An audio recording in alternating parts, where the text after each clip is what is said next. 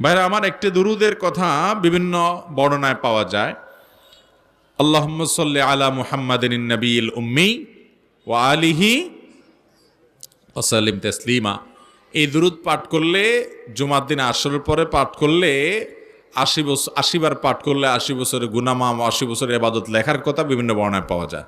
কিন্তু এই বর্ণনাগুলোকে মুহাদ্দিসিন কেরাম দুর্বল বলেছেন। এগুলা বিশুদ্ধতার মানদণ্ডে উত্তীর্ণ। অনেক মুহাদ্দিসিনরা লেখে অনেক দুর্বল বলেছেন, অত্যন্ত দুর্বল বলেছেন।